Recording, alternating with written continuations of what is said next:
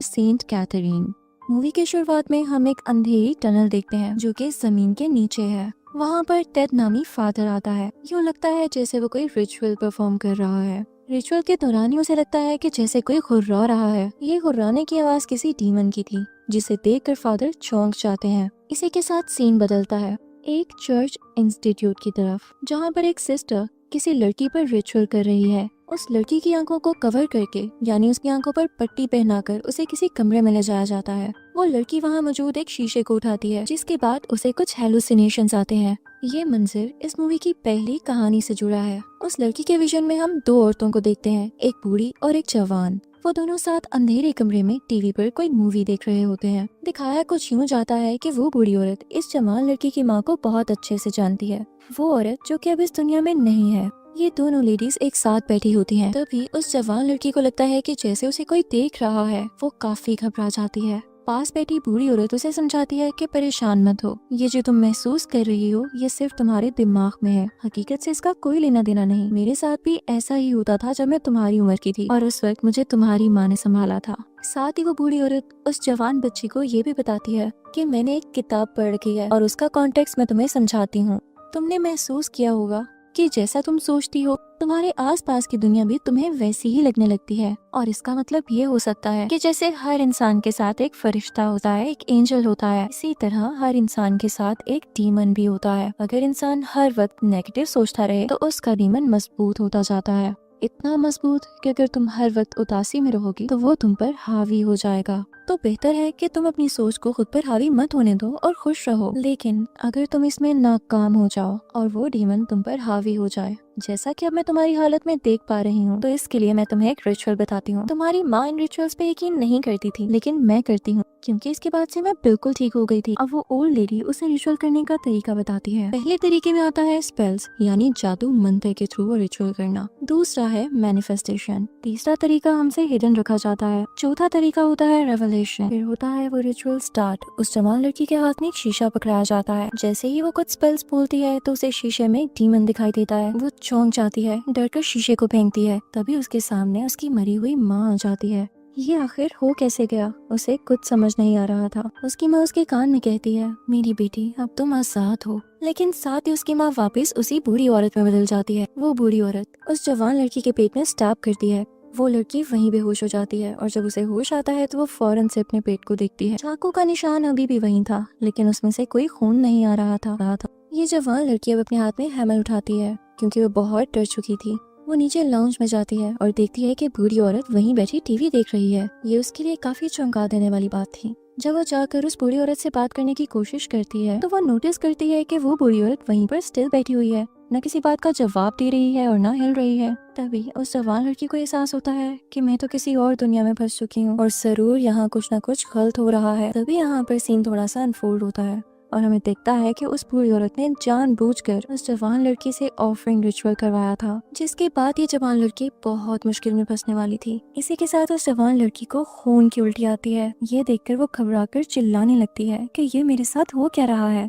ये जवान लड़की उस बूढ़ी औरत के हाथों धोखा खा चुकी थी। वापसी का भी कोई रास्ता नहीं था, क्योंकि अब ये डीमंस के हवाले थी। इस जवान लड़की का नाम हमें सारा बताया गया है। नेक्स्ट सीन में हम चर्च इंस्टीट्यूट को देखते हैं। वहाँ हमें दिखाया जाता है कि एक सिस्टर से डिटेक्टिव बात कर रहे हैं किसी ऑर्फन लड़की के बारे में, जिसे फादर ने किडनैप कर रखा था और इस लड़की पर वो बहुत अजीब अजीब तरह के रिचुअल्स भी करता था। डिटेक्टिव सिस्टर से कहता है कि अब हमें इस लड़की की हिफाजत करनी है, क्योंकि जो जो इस पर हुआ ये डिजर्व नहीं करती थी। ये कहकर डिटेक्टिव तो चला जाता है। इसके बाद सिस्टर उस ऑर्फन लड़की को उसके कमरे तक लेकर आती है। अब से वो ऑर्फन लड़की यहीं पर रहने वाली थी। कुछ ही देर गुजरने के बाद हमें दिखाया जाता है कि उस अजीब लड़की को फ्लैशबैक्स आ रहे हैं उसी अंडरग्राउंड टनल के, जहाँ से उसे डिटेक्टिव ने छुड़वाया था। वो देखती है कि उसके साथ कोई डीमन भी था और अब ऐसा लग रहा था कि वही डीमन उसके अंदर आ चुका है।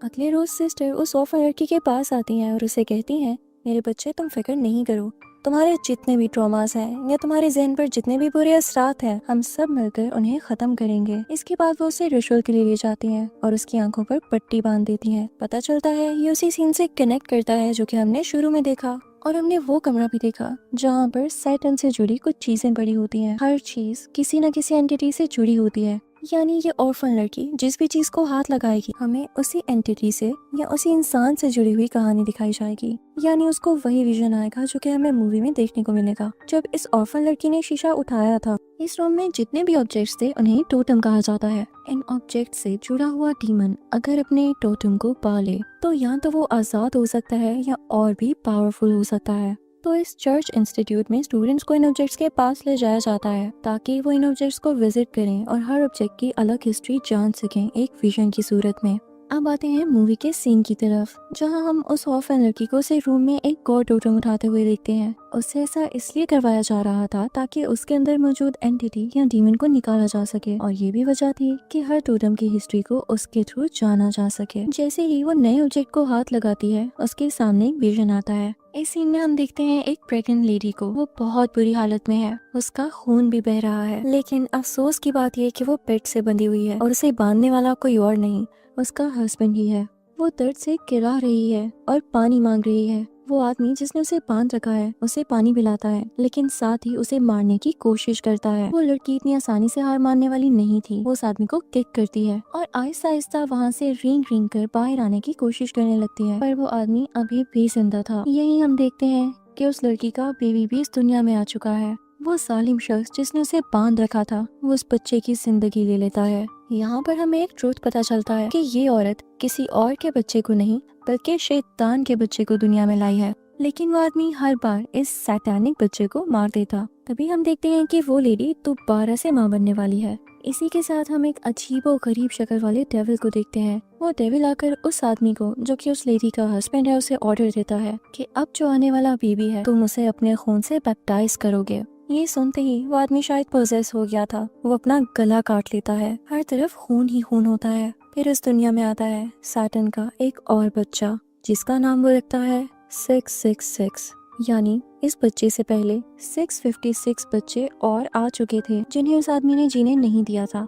अब आखिरकार सैटर्न का ये बच्चा उसके हाथ में था जिसे वो फख्र से उठाता है। ये लड़की थी। इसी के साथ ये सीन खत्म होता है और उसी रूम की तरफ आता है जहाँ पे वो ऑर्फन लड़की ये विजन देख रही थी। वो काफी रोने लगती है, वो काफी डिस्टर्ब हो चुकी थी। फिर हम देखते हैं कि उस ऑर्फन लड़की को एक भयानक ख्वाब आता है जिसमें वो देखती है कि फादर उस पर अटैक करने वाला है, लेकिन तभी एक डीमन फादर पर अटैक करके उसे मार डालता है। डीमन फादर का गला इतनी जोर से दबाता है कि वो आगे से लड़ ही नहीं पाता। इसके बाद इस ऑर्फन लड़की की आंख खुल जाती है। इसके बाद सिस्टर उस ऑर्फन लड़की जिसका नाम है एली उसके पास आती है। उसका हाथ पकड़ते हुए कहती है कि मैं जान सकती हूँ कि तुम्हारे अंदर क्या चीज है, क्या तुम मुझे अपना हाथ पकड़ने दोगी। एली भी चाहती थी कि पता लग सके कि उसके अंदर कौन सी चीज रह रही है जो उसे जीने नहीं देती। वो सिस्टर का हाथ थाम लेती है। सिस्टर वहाँ पर ऑब्जर्व करती है कि इसके अंदर बहुत ही भयानक एंटिटी है। वो फौरन से घबराकर वहाँ से चली जाती है। ये सिस्टर भागकर दूसरी सिस्टर्स के पास जाती है और उनसे कहती है कि हमें एली को यहाँ पे नहीं रखना चाहिए, उसके अंदर बहुत भयानक चीज है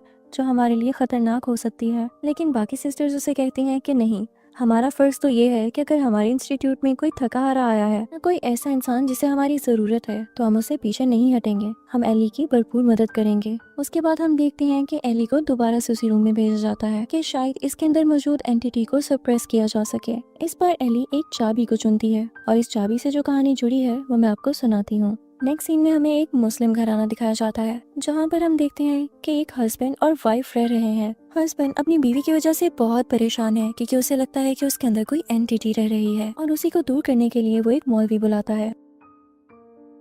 मौलवी उससे कहता है कि मैं तुमसे कोई बहुत ज्यादा पैसे चार्ज नहीं करूंगा, अपनी मुनासिब सी फीस लूंगा। साथ ही वो उस लड़की के हस्बैंड को बाहर कुछ लेने के लिए भेजता है और जितनी देर वो लड़का बाहर होता है वो उसकी बीवी के पास जाता है और उसके साथ कुछ वायर्स अटैच कर देता है। ये एक ढोंगी बाबा था जो कि इस्लाम का नाम यूज करके फेक रिचुअल्स करता था। जैसे ही इस लड़की का हस्बैंड वापस आता है तो वो मौलवी अपने पाँव की मदद से उस लड़की को इलेक्ट्रिकल शॉक्स देने लगता है जिसकी वजह से वो हिलती है। मौलवी इस बात पर उसके हस्बैंड से कहता है कि देखो, मैंने तुम्हारी बीवी को जिन्नात से आजाद कर दिया। उसके बाद वो हस्बैंड किचन में चला जाता है। मौलवी उसके पीछे पीछे आता है और कहता है कि लाओ मेरे पैसे दो। तो उस लड़की का हस्बैंड उसे बोलता है कि मुझे नहीं लगता मौलवी साहब कि आपने मेरी बीवी से किसी जिन को निकाला भी है। ये लीजिए आपके पैसे। मौलवी पैसे ले लेता है। तभी वो देखता है कि उस लड़की के हस्बैंड की जेब में एक चाबी है और वो चाबी किस चीज की है ये आपको नेक्स्ट सीन में पता चलेगा। मौलवी अंदर उसकी वाइफ के रूम में जाता है जो कि बेड से बंधी हुई थी और उसके हाथों पर हैंडकफ्स थे। उसने मौलवी से मदद मांगी थी और मौलवी उसको आजाद करने के लिए गया था। तभी उस लड़की का हस्बैंड भी वहाँ आ जाता है। वो मौलवी को रोकने की कोशिश करता है लेकिन मौलवी उसे समझाता है कि अपनी बीवी के साथ ये जुल्म मत करो, देखो वो कितनी कमजोर हो चुकी है। पर तभी देखते ही देखते वो लड़की अपने हस्बैंड को चाकू से स्टैब करके मार डालती है। वो मौलवी उस लड़की को वहाँ से ले जाता है। जैसे ही वो दोनों बाहर जा रहे होते हैं तो मौलवी देखता है कि उसका हस्बैंड तो बिल्कुल ठीक ठाक किचन में खड़ा कुछ काट रहा है। यहाँ पर उसका हस्बैंड बिल्कुल ठीक आवाज में बोलता है कि मौलवी साहब, आपको अल्लाह ने इस मजहब में भेजा तो, लेकिन आपने उस गॉड के साथ धोखा किया। आप ईमानदार क्यों नहीं रहे? आपने शैतान को क्यों चुना? इन दोनों में ये बातें हो ही रही होती है और मौलवी को अपनी किसी बात का जवाब मिल नहीं रहा होता।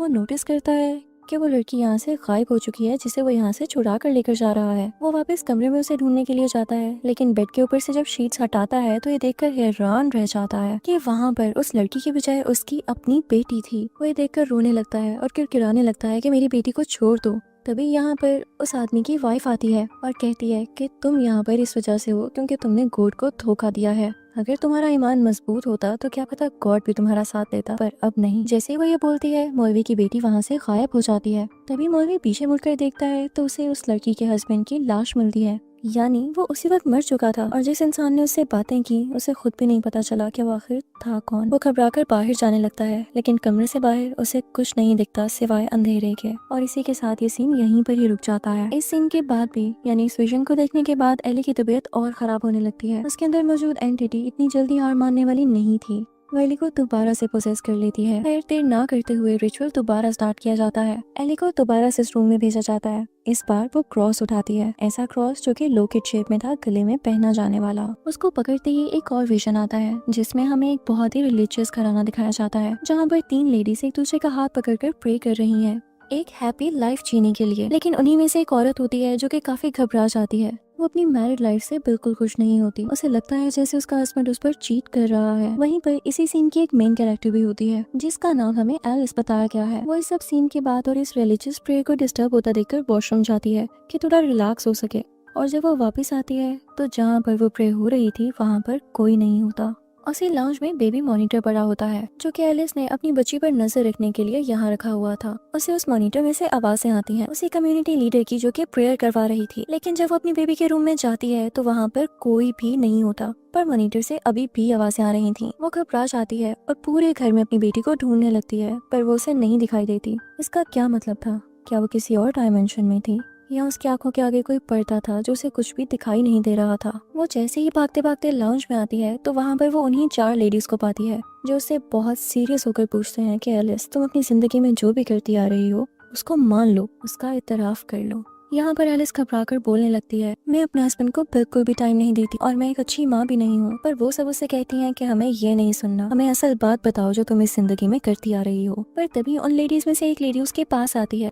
वो उसे उसका क्रॉस लॉकेट दिखाती है और बोलती है कि देखो, तुम्हारा ये लॉकेट किसी और आदमी के पास से मिला है जो कि तुम्हारा शौहर नहीं है। इससे जो भी जाहिर होता है तुम उस चीज को कन्फेस कर लो। तब यहाँ पर एलिस मानती है कि हाँ, मैं अपने शौहर पर चीट कर रही हूँ। ये बात सुनकर कम्युनिटी लीडर जो कि प्रेयर को लीड कर रही थी उसे एक किताब देती है। एलिस जैसे ही वो किताब पढ़ने लगती है वो उसके हाथों से गिर जाती है। ये किताब इनफैक्ट माफी के लिए थी, अपने गुनाहों से तौबा के लिए। जब कम्युनिटी लीडर ये देखती है कि इससे तो किताब पढ़ी ही नहीं गई तो वो अपने साथ बाकी लेडीज को लेती है और एलिस को मारने लगती है। एलिस अपनी जान बचाते हुए उनके पास से उठाती है। उन्हीं लेडीज में से एक लेडी कहती है कि हमें एलिस के साथ ऐसा नहीं करना चाहिए, हमें किसी पर जुल्म नहीं करना चाहिए। वो घबराकर पुलिस को कॉल करने लगती है लेकिन कम्युनिटी लीडर उसे हिट करके उसे बेहोश कर देती है। उसके बाद बाकी बची जाने वाली तीनों लेडीज एलिस के रूम में जाती हैं। कम्युनिटी लीडर के हाथ में बहुत बड़ा चाकू होता है। जैसे ही वो जाती है तो देखती है कि एलिस ने अपने ऊपर चादर ओढ़ रखी है। वो चादर हटाती है कि वो एलिस पर अटैक करके उसे समझा सके, लेकिन यहाँ तो काम उल्टा ही हो जाता है। एलिस पोसेस्ड होती है, उसकी आंखें बिल्कुल सफेद और उसका चेहरा किसी डीमन से कम नहीं लग रहा था। ये देखकर वो घबरा जाती है और इसी के साथ ये वाला सीन भी यहीं रुक जाता है। इस सीन से एली इतनी परेशान नहीं थी, पर जैसे ही वो अपनी आंखों से पट्टी हटाती है तो वो महसूस करती है कि उसकी आंखें उसके साथ है ही नहीं। वो काफी पैनिक कर जाती है, लेकिन बाद में पता चलता है कि ये डीमन उसे सिर्फ डरा रहा था कि तुम मुझे कभी हरा नहीं पाओगी। असल में एली की आंखें उसी के पास होती हैं, कहीं नहीं जाती। उसके बाद हम उसी मेन कैरेक्टर सिस्टर को देखते हैं जो कि ये पता लगाने में जुड़ी हुई थी कि एली के अंदर कौन सी एंटिटी है। वो एक किताब पढ़ती है और उसे कुछ अंदाजा भी होने लगता है। यहाँ पर दिखाया जाता है कि जो एंटिटी या डीमन एली के अंदर है वो हेल यानी जहन्नुम का गेट कीपर है। पता चलता है कि वो डीमन किसी क्रॉस की वजह से इस दुनिया के साथ बंधा हुआ है और वो भी आजाद होना चाहता है, लेकिन वो अभी अपनी फुल पावर में नहीं है और पावरफुल होने के लिए और अपनी मर्जी चलाने के लिए उसे इस क्रॉस को तोड़ना है। और वो क्रॉस उसी रूम में मौजूद है जहाँ पर एली बार बार जाती है और बार बार रिचुअल फेल होने का भी यही पर्पस था कि एली के अंदर मौजूद जो डीमन था वो चाहता था कि एली बार बार उस रूम में जाए और उस क्रॉस का पता लगा सके। ये सब कुछ जानने के बाद वो सिस्टर पैनिक कर जाती है, लेकिन बाकी सिस्टर्स उसे समझाती हैं कि अब हम बहुत आगे आ चुके हैं, अब पीछे मत मुड़ना। इसी के साथ वो एली को दोबारा उस रूम में भेजती हैं। अब की बार एली उस रूम में से एक पट्टी को उठाती है जिस पर बहुत सा खून लगा था और अब एक और विजन स्टार्ट हो जाता है एक नई कहानी के साथ। अब हम यहाँ पर एक फैमिली को देखते हैं जिसमें 4 लोग हैं, एक मियाँ बीवी और उनका एक बेटा और एक बेटी। उनकी बेटी पोजेस्ड होती है जिसको इन्होंने कमरे में बांध रखा होता है। ये लोग एक प्रीस्ट को बुलाते हैं ताकि अपनी बेटी को दिखा सकें। हस्बैंड को तो प्रीस्ट पर जरा यकीन नहीं होता, लेकिन उसकी वाइफ उसे समझाती है और प्रीस्ट को वो निशान दिखाने लगती है जो कि उसकी बेटी के अटैक की वजह से उसके बेटे पर पड़े। वो लेडी प्रीस्ट से कहती है कि प्लीज एक बार मेरी बेटी को देख लीजिए। प्रीस्ट उस बच्ची के रूम में जाता है तो देखता है कि किसी कपड़े से उस बच्ची के हाथों को बांधा गया है। वो वहाँ पर जाकर मोबाइल से कुछ स्पेल्स सर्च करता है और उस पर एक्सॉर्सिज्म रिचुअल परफॉर्म करने लगता है। ये बात काफी अजीब थी क्योंकि अगर वो सच वाला प्रीस्ट था तो उसे मोबाइल से सर्च करने की क्या जरूरत थी। खैर उसके बाद वो उस लेडी से कहता है कि आपकी बेटी में कोई मसला नहीं है, ये बिल्कुल ठीक है, ये बिल्कुल पोसेस नहीं है। वो साथ ही उसके हाथों से पट्टी खोलता है और उसे गले से लगा लेता है, पर वो बच्ची प्रीस्ट के कान में बोलती है मुझे माफ कर देना। इसी के साथ वो सारी की सारी फैमिली डीमंस में बदल जाती है। वो प्रीस्ट को खड़े खड़े ही मार डालते हैं। उसके बाद वो लेडी नॉर्मल हो जाती है, यानी उस पोजेस्ड बच्ची की माँ। वो उस पट्टी को उठाती है जिस पर उसकी बेटी के हाथों का खून था और बाहर कूड़े में फेंक देती है जहाँ पर और भी पट्टियां मौजूद थीं। इससे पता चलता है कि कोई पहला प्रीस्ट नहीं आया था उनके घर, और भी बहुत से प्रीस्ट आए थे, लेकिन इसी की तरह के फेक प्रीस्ट जिन्हें कोई एक्सोर्सिज्म नहीं करना आता था, और शायद यही इस फेक प्रीस्ट की सजा थी।